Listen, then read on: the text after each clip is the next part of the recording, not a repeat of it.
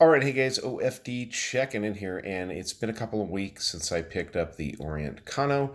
I've gotten a lot of wrist time with this watch, and I figure it's about time to kind of go over the watch and tell you guys a little bit more about it. Now, this watch, when it first came out, I think it got different names like the Mako 3 and all kinds of different things, and a couple different models came out at the same time. This is now known as the Kano. The other one is the Kamasu.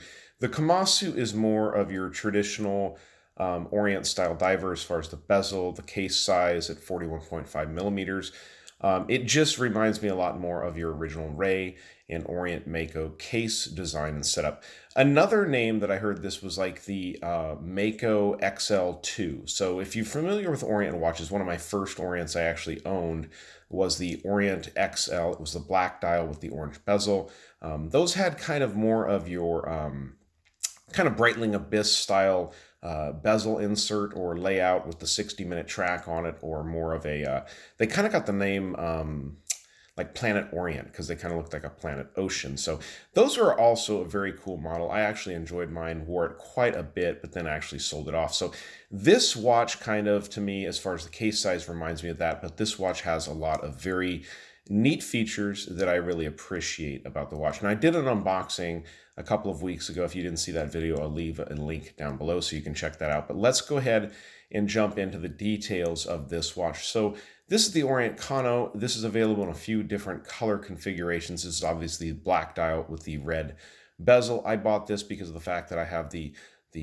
Tudor Black Bay Heritage, and I really love that bezel color. Just kind of really something I like. They also make it with a blue bezel, and they make it with a black bezel, black dial. The blue one has a blue dial in it, so that it's the one with the different dial color on it. So you've got a case size on this watch, and let me go ahead and fire up the caliper here just to verify these measurements.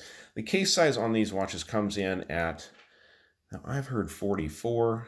Let me see if we're zeroed out here. Yeah, we're zeroed out. So case size not including the crown from side to side. Yeah, I'm getting 44 millimeters on that case, dead on. And looking up here from lug tip to lug tip, comes in 47.1, so that keeps it at a good size. And one of the best things about this watch is the thinness at 13 millimeters. So even though it's got a bigger case, oh, and it's 22 millimeter lug opening, I can tell you that. So even though it's got a bigger case dimension than the more traditional Mako size watches that come in at 41.5, it maintains that thinness of the case, which is very nice to the top of the crystal. Now this is, on this particular model, it is a mineral crystal, and I know that's going to bother some people. I do understand from what people have told me is that like Crystal Times Horology is already making sapphire crystals for this, which I think is kind of neat. I think it'd be kind of neat maybe to put a top hat style crystal kind of to match that crystal on the Tudor there. That'd be kind of a neat deal to put that on there. But the hands on this watch, beautiful sword style hands, as you guys can see. I love the fact that Orient has taken the time to bring your minute hand all the way out there to the indices. Also done with that sweeping second hand. The sweeping second hand, because this watch is running the F69-22, it is a low beat 21,600 vibrations per hour movement. I believe it's a 22, yeah, it's 22 joule. That's why the F69-22 movement does have a date and a day function on it. It's hacking and hand windable. This is a JDM model. This model was actually made in Japan, so it has the kanji day wheel on there, as you guys can see. And like I've said in the past, whenever I have that, I usually leave it on that day wheel like that. 120 click bezel on this watch, as you guys can hear. Very nice, clean, smooth action on this. Might be a little loose for some people's taste, but I really like it. I've actually had Orients in the past that when I've got them, the bezel was so stiff, it was actually very difficult to turn.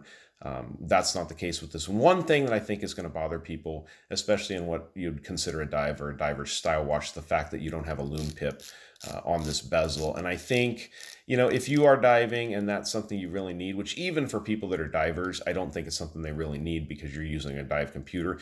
But you know, for ISO standards and whatnot, it should have a loom pip on there. But these are not rated divers watches, and for me particularly, it doesn't bother me. The indices on the dial are applied. They're not super thick, but they're applied. Let me see if I can get it a little closer and show that to you guys. It also has the applied Orient logo up there just below the 12 o'clock. The date window on this is really unique. It's framed, but it's only framed on the top and the bottom with a white line, which I think is a kind of a unique look to it. Gives it definitely a nice look, especially with that kanji day wheel there. The water resistant in 20 bars, and down below you have the Japan, and I think that's movement information there. So the strap that comes on the watch is this nice silicone style strap. Very comfortable. Does not have the dolphin logo on it like we've had in the past. Does have, I think that actually might be the yeah, that's the dolphin logo, but instead of being on the older models, they had it up here in a big blue and white looking tag. It's just kind of simple and clean. Has this this bump here that helps keep it situated inside of the keeper here. Just good stainless steel hardware on this watch. I didn't show you the case too much, but the polishing on this watch is just beautiful. Look at the side of the case. Clean little beveled edge there to the top of that brushed portion on the top of the case. The coin edge bezel is also brushed, it appears. But look at the shape of that bezel. I love the fact that it comes out almost to a point at the edge and then dives back in underneath the watch here. So it's really a nice, unique look. Really, I got to be honest with you guys. I've bought a number of Orients over the years, and I still have a number of Orients, and this is really one of my favorites right now. I think they just really hit it out of the park on this watch, and I know the 44 millimeter size is going to drive a lot of people off, but I think it looks good. So let's flip the watch over and take a look at the case back. This has the classic dolphin case back on this watch, and taking a look at it, I think it's interesting because a lot of the pretty much every new Orient I've had has had the Epson logo on there, and I know that just a couple of years ago, they announced that this was going to be, Orient was going to be in the Epson wearables, and myself, I thought that was going to be, going to smartwatches and whatnot, but obviously not. Made in Japan up there, you can see this is a Japanese made one, water resistant, gives you the movement information and whatnot. Like I said, 22 millimeter lug, and it's interesting because like the Seiko straps, the nice silicone straps nowadays, this has that pebbled effect on the underside, so it really does, you can tell Seiko and Orient are working together these days, which I don't have a problem with. So let me go ahead and pause it, and let's get this watch on my 7-inch wrist, and then we'll go out with that Loom shot here on the OFD channel. All right, now I have a 7-inch wrist, and I know for some this 44 millimeters is just going to be too big on me. I disagree. I really like it. I think with the 48 lug tip to lug tip and whatnot, it doesn't roll over the top of my wrist. It works well.